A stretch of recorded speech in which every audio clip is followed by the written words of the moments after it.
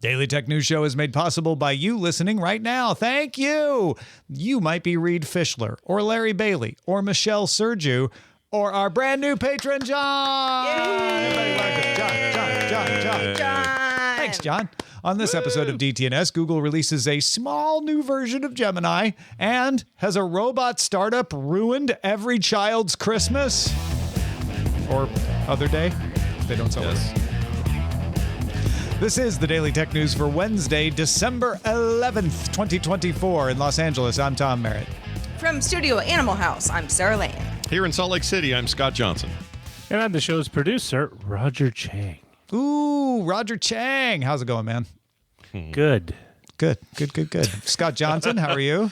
I've never been better, Tom Merritt. Thank you for asking. Unfortunate. I wish you had. But Sarah and I are in the same boat, right? Right, Sarah? I mean, I'm You're fine. like, no, I've been better. I've been a little bit. I'm good. I'm fine. But maybe I've been better. I'm a median of life. That's right honesty. I appreciate that. Yeah, sure. All right, we've got some good show for you. Let's start serving it up with the quick hits. General Motors announced it will shut down its Cruise autonomous taxi business and merge it into GM operations, developing advanced safety systems and other driver assist features. CEO Merritt told analysts Tuesday, "We're looking at the amount of money to deploy a robotaxi business, and to maintain that business and grow it, it's quite a bit of capital." If you want to know what I think she means by that, you can get the Daily Tech newsletter on Substack or just listen to yesterday's GDI, where we talked about it. Apple publicly rolled out iOS 18.2 and iPad OS 18.2 on Wednesday with the latest features for Apple Intelligence. That includes Image Playground, a tool for generating images from custom prompts, Genmoji, where you can use a text prompt to create a personalized emoji. There's also the integration of ChatGPT, if you've been waiting for that. So if you're using Siri or some of the writing tools, you can choose to send that query to ChatGPT. You don't have to, but you can choose to do that instead of processing it with Apple Intelligence. And if you long press on the camera control button, you can ask ChatGPT about things that are in the frame of the camera. New features are only available in English, and they're only available in Australia, Canada, New Zealand, South Africa, the UK, and the US, with more countries and languages set to roll out in April.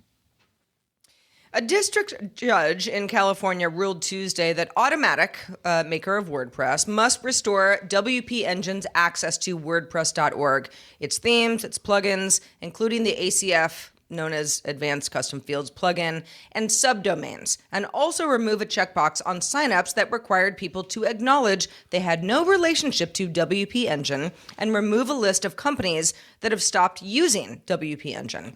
The order is meant only as a temporary measure to preserve the status quo as of September 20th, while WP Engine pursues a court case against Automatic. YouTube is expanding its auto-dubbing tool to hundreds of thousands of informational channels, which lets creators generate translated audio tracks. So if your video is in German, you can have it automatically translated by voice, not just subtitles, but dubbed into English, French, Hindi, Indonesian, Italian, Japanese, Portuguese, or Spanish. It's powered by Google's Gemini AI and is designed to replicate human speech, but still being refined for accuracy.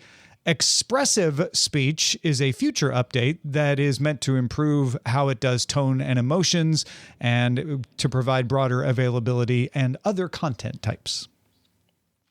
Security researchers from Lookout announced at Black Hat Europe that a surveillance tool called Eagle Message Spy, so Eagle MSG Spy, is being used to collect sensitive information from Android devices in China. Lookout says it appears to have been operational since at least 2017. The tool can capture call logs, contacts, GPS coordinates, bookmarks, messages from third-party apps like Telegram and WhatsApp. Lookout also told TechCrunch that Eagle Message Spy can also initiate screen recordings and capture audio recordings of a device while in use. So, NBD. All right, we have a lot of Google news today. As Tom mentioned, some of it is small, but there's a lot of it. So let's just roll right into it. Google introduced Gemini 2.0 on its official blog today with native image and audio capabilities and external tool integration like Google Search. So Gemini 2.0 now processes and generates images and audio directly instead of converting them to text first as it did before. The lighter weight Gemini 2.0 Flash model offers these features as well, with improved speed and performance, outperforming Gemini 1.5 Pro on benchmarks while doubling response times. Yeah, so that's the only one you can get is that Flash model, and you can't even get the production model. It's only by API or at the web version. Google also showed off its AI bot project Astra at I/O earlier this year, and now says Astra can better understand accents and less commonly used words and speak in multiple languages. Astra is meant to see the world around it and now uses Google Lens, Google Maps, and Google Search to inform it with a new 10-minute in-conversation memory and latency that Google says matches the flow of human conversation better. A lot of folks saying, oh, Astra means Google's going to do new Google Glass, something like that. Google also announced a new tool called Deep Research that lets you use Gemini to search the web for you and write a detailed report based on its finding. Currently only available in English to Gemini Advanced subscribers, but if you have access, Deep Research can create a multi-step research plan that you can either edit or approve. Google also unveiled Jules on Wednesday, an experimental coding assistant designed to fix software bugs and prepare code changes while developers are asleep or not on the clock, or both, marking a significant advancement in the company's push to automate core programming tasks. Jules is built on Gemini 2.0, integrates directly with GitHub's workflow system to analyze complex code bases, implement fixes across multiple files, and prepare detailed pull requests all on its own. That's not all. Google also unveiled Trillium, its sixth-generation artificial intelligence accelerator chip, claiming performance improvements that could fundamentally alter the economics of AI development while pushing the boundaries of what's possible in machine learning. This, of course, is what Google is saying about it. It powers the new Gemini 2.0 AI model and delivers four times the training performance of its predecessor while using a lot less energy. Yeah, I think that's actually the biggest announcement because that's something it can actually license out and sell to people with its cloud services. Google also introduced a new AI agent. A lot of agent talk in these announcements. This one from DeepMind called Project Mariner can take control of your Chrome browser. So it can move the cursor on your screen, click buttons, fill out forms so that you can say, go buy dog food, bread, and butter from Safeway and have it delivered this afternoon, and can just use the Chrome browser to go do that. Google says it's being tested by a small group of pre-selected users who need dog food, butter, and other things. I need both of those things and lots of other things, so I can't wait to be on the testing list. But going back to Gemini 2.0, Google also says it's been exploring how AI agents might understand rules and game narratives to help you out if you get stuck in one. So, for example, Google says the agents could have the ability to interpret rules and challenges in games like Clash of Clans and Heyday from Supercell. Google's also creating playable virtual worlds on the fly from a prompt image using a foundational world model called Genie 2 that it showed off last week, although it's only up to a minute. So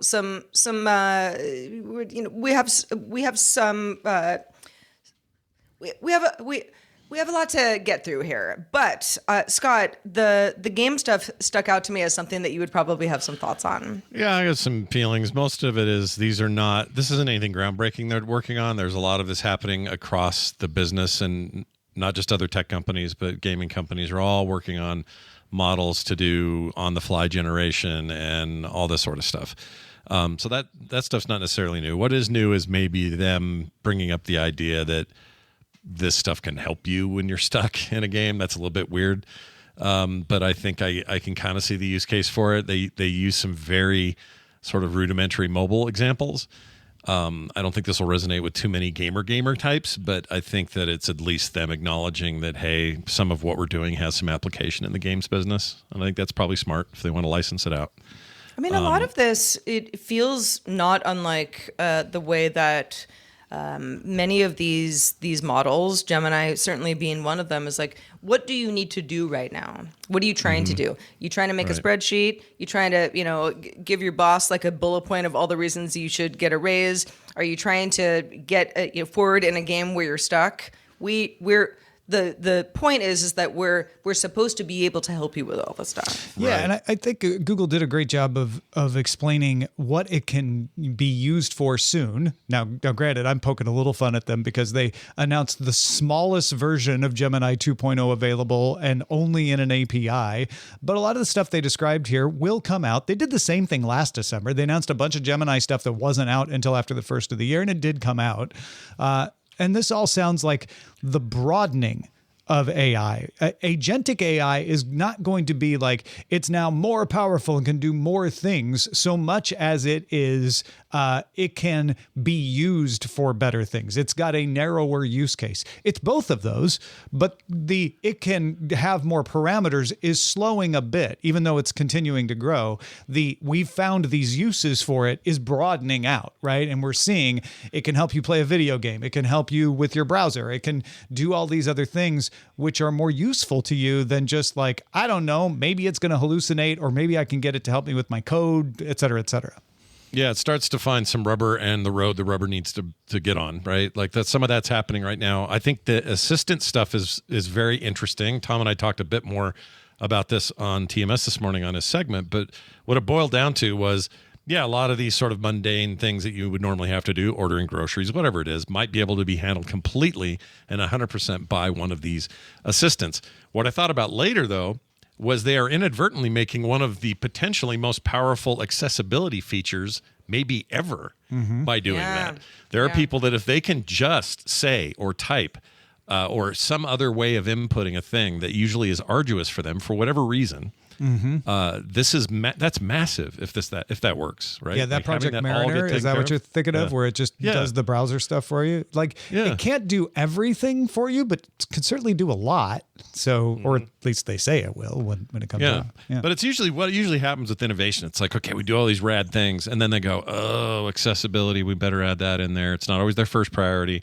But this stuff almost feels like it's built in a weird way. Like half of these conveniences that we discuss all the time around AI are accessibility improvements for everyone, and then those less able even more so. Like I just see that as a bright point of this whole thing. We're moving in that direction. So much of, I don't know, I would say over the last 10 years, maybe more, has been, we're wasting way too much time, in this phone tree hell, that you're trying to get a hold of, I don't know, your health insurance provider type thing. And there are all these tools now designed to make it so that you don't have to be sitting on hold for an hour or more type thing. Right. The same thing with, it's a little bit different when you're talking about, if I'm buying groceries for my dog on Chewy.com on Chrome, it's fairly easy for me to do that. But yeah, let's say there was an accessibility issue, or I was just, I don't know, using some service that I wasn't familiar with and it was going to take some time, and we've all been there. So yeah. I'm really interested in that part of it. Yeah, if you're busy playing, the new mobile game on your phone, you could let this thing do your groceries. It could also save you actual productive time. And I keep telling people you're going to hear a lot about agentic AI. You're going to hear a lot about agents. I'm not the only one who says it, but that seems to be the conventional wisdom that is the next field that these companies are going to be pushing. And it's going to be a bunch of things that may or may not be useful, but we're going to see a lot of them, and a lot of them will be useful. And it'll be interesting to see which one of these catch on, because they'll take a lot of time and give it back to you. Things that you find tedious, whether it's shopping or whether it's processing spreadsheets, whatever it is, agents are going to be making a big difference with people this year, I think. Yep. Another thing that you'll want to use that time for is sitting on the couch watching television. YouTube announced that the total daily viewing of its content on a TV set reached 1 billion hours. That's right. people are watching YouTube, not even just YouTube TV, but YouTube itself on TV sets more than ever. Sports content on YouTube rose 30%. Now, granted, they got NFL Sunday Ticket, but that has a halo effect of causing people to watch more highlights and things like that. YouTube creators are uploading more 4K content. 4K content uploads rose 35%. And the addition of a button that lets you add a channel subscription from your TV increased subscriptions 40%. So even if you're not a YouTube TV subscriber, you can add stars or NFL Sunday Ticket and things like that with the push of a button without getting up off your couch. Viewers also consumed 400 million hours of podcasts. YouTube is still trying to promote itself as the place for podcasts. And YouTube announced a feature called Watch With that's coming soon, which can put a live event like a football game, baseball game, whatever they're streaming, and a live stream from a creator in the same frame. This could be used for award shows. I immediately thought about it being used by Justin Robert Young when he's talking about the debates. And it would give the live streaming creator the ability to give commentary on the thing without having to host the thing on their own stream and risk a copyright takedown, etc. That was my first question is like, how is that legally going to work? But because the stream is legal and you, the viewer, are basically just doing a picture-in-picture, right? Yeah. All they've done is made it easy. They've just made it easy for the creator to commentate on this thing and stream in a simultaneous way that you, the viewer, don't have to go ramshackle sync up yourselves. Yeah, they don't have to stream it themselves. You don't have to mess around putting it together. Everybody wins. Yeah, there's I have issues with that only in that it's hard to say what you can do archivally. It sounds like it's maybe a live only kind of we'll situation. See what the rules are about it. It's a coming soon feature, right? Yeah, but it's pretty neat. I have to say, in our household, without trying to, we just do more YouTube than ever on our TVs and not just desktops and phones. And I don't know why. We just do. Last night we watched 3 or 4 shorts on there. I went and checked some podcast stuff just because I was curious. I do have the subscription that gets rid of ads, and to me that's like my most valuable subscription, not just for the ads, but I like YouTube Music more than the other music services. Sarah was saying it's the first thing her guests complain of when they come over to her house. It's true. I mean, not that I'm hosting a dinner party every night, but they're often without fail, somebody will be at my house and they'll be like, "Oh, you remember that video? Oh, we'll just put it up on the TV real quick." "Oh, wait, you don't? You just have ads on YouTube?" And I'm like, "Yeah, I just don't do this that often." I watch plenty of things on YouTube, but not to the point where I've ever paid to strip ads out, which probably said something about me. And I had friends who were like, "We don't know if we can be your friend." What's funny about us is I was a Google Music subscriber, and then Google Music became YouTube Premium. And so I got the ad-free stuff because I was a Google Music subscriber. Then Google Music rolled into YouTube Music, and I switched to using Apple Music again. But I kept the subscription because I'm like, well, I kind of got used to having the ad-free. Here's a tip. YouTube does not mind if you have family members who are outside of your household. They are one of the few streaming services that doesn't care if you do that, at least for now. And so, Sarah, I would recommend next time somebody complains, just be like, "Add me to your family," and my ads will go away. Well, that has actually happened. Okay, good. Yeah. So yes, we're fine, but I felt that the story might resonate with some people. For a long time I was like, YouTube is, I don't know, somebody will send me a link and I'll watch something, or maybe I'll look up like a tutorial for something and I'll watch that. And, you go like, skip, 3, 2, 1, skip ad. I'm so used to it that it doesn't really affect me. But then once you don't have it anymore, you're like, oh, I can't go back. Oh, yeah. When we were visiting Eileen's sister, we were watching more and more YouTube on their TV, not just us, but the kids too. So we added them to our family, which is, legitimately she's Eileen's sister, right? But they don't live in the same city as us. But it makes a big difference for us when we visit, but it's made a big difference for them too. And it just goes to show that, I think for us, when we sit down to watch TV, our first stop is YouTube.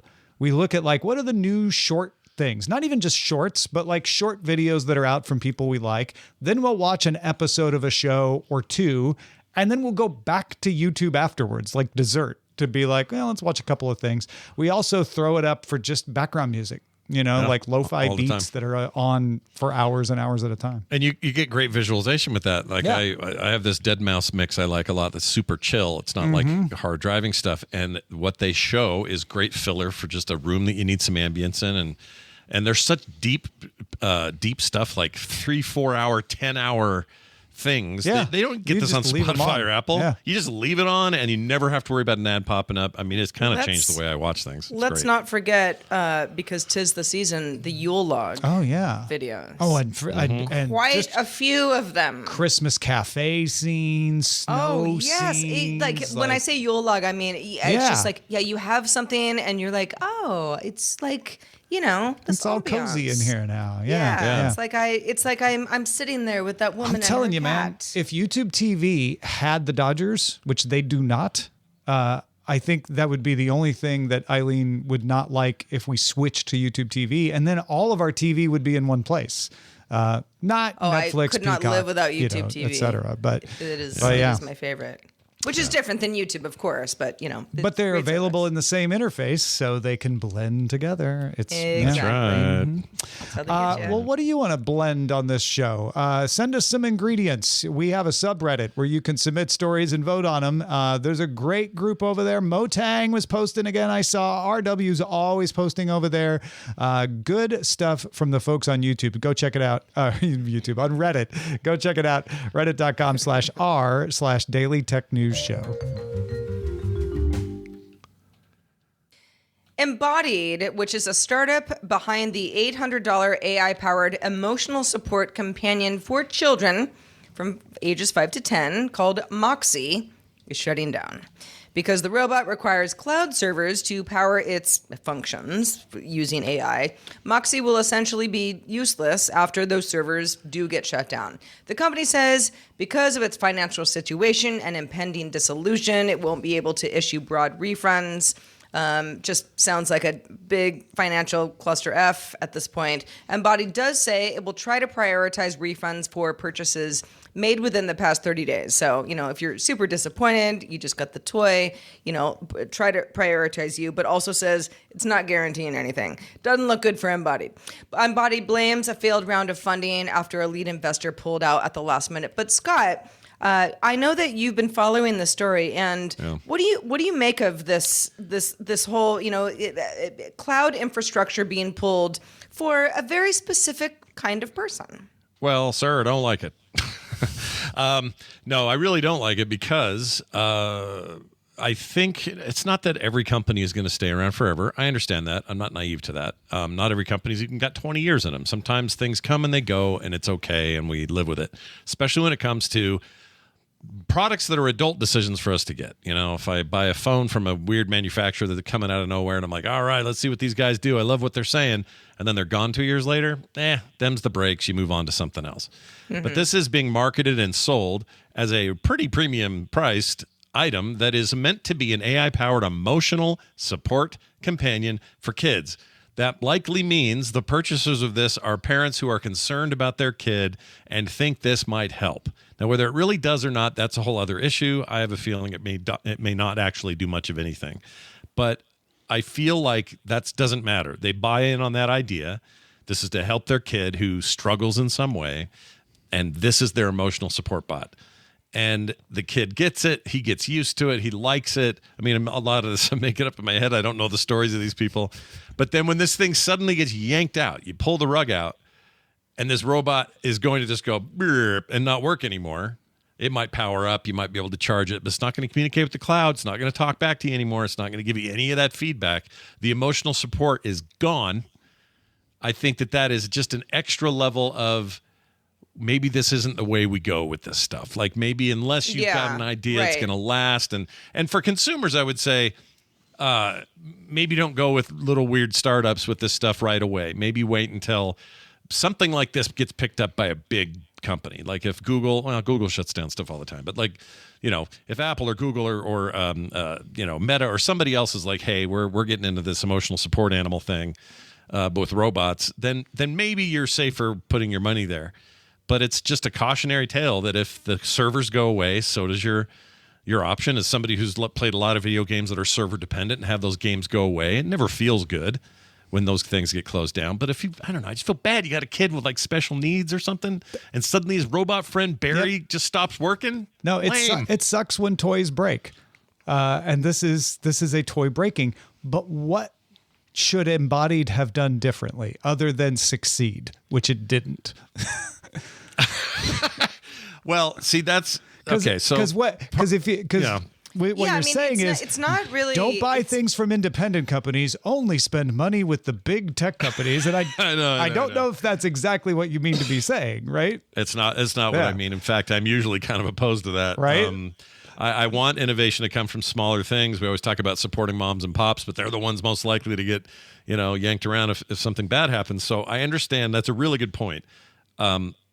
I think maybe what I would have done if I were them is thought this through and said, if we aren't around after our 2 rounds of funding and the third doesn't come through, however it worked out, wouldn't it be cool if this thing still did some baseline stuff? Yeah. So that it was still worth it, and we were clear about that in our marketing. Like, no matter what happens to us in the future, this will always, at a baseline, do these 4 things. And then beyond that, look at all the cool server stuff, but always come back to the baseline. I think they could have done that, not had to invest a ton to do it. And for $800, it's like there is not a child between 5 and 10 buying this.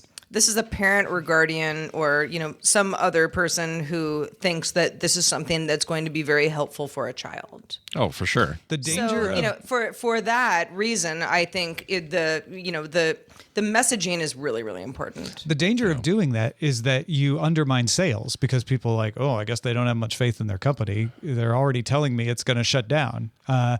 So you have to be careful on the message. It also is a cost. To be able to create it so that it can work offline is extra development cost, which could cause you to go out of business faster. I'm not against what you're saying, Scott, but I'm just like that. Those are the realities of someone entering a marketplace. And I don't think what's getting enough attention is Embodied is saying, if they can, they will try to keep these servers up as long as possible. They haven't pulled the plug yet.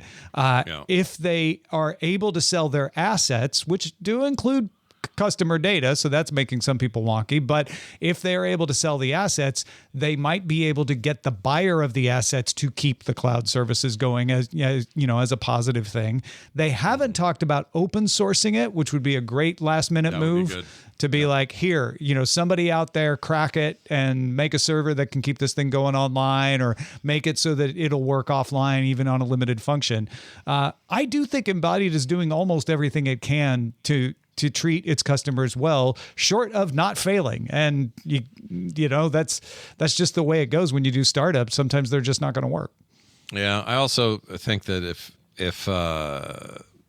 even if they were still going and they got their new round of funding, this tells me that they also haven't sold very many. Yeah, and I'm guessing at $800, probably a low number. Well, yeah, why did the investor back out, right? Yeah, there's lots of questions about that, and maybe we've all been saved some worse embarrassment later by them stopping whatever weirdness was going on. I don't know, but I feel I'm having empathy for a kid on the ground right now. Definitely, me too. Who's going to have his robot stop working, primarily because his parents don't even know about this. They're just going to be like, do, and he's going to be one day. Oh, just restart it, or I think something's wrong with it, and then they're going to call. There's all kinds of ways you can get out of that, but yeah, some kids are not going to like it. It's going to be unfortunate. And there's going to be some meltdowns. I'm not a kid, but my emotional support dog, Otis, at least he'll never die. Yeah, no, he was fair forever. They're at least his cloud dogs. service is not. Yeah, you just sometimes you got to go analog with this stuff. Right. That's right. Before we get out of here, we got some mailbag to look at.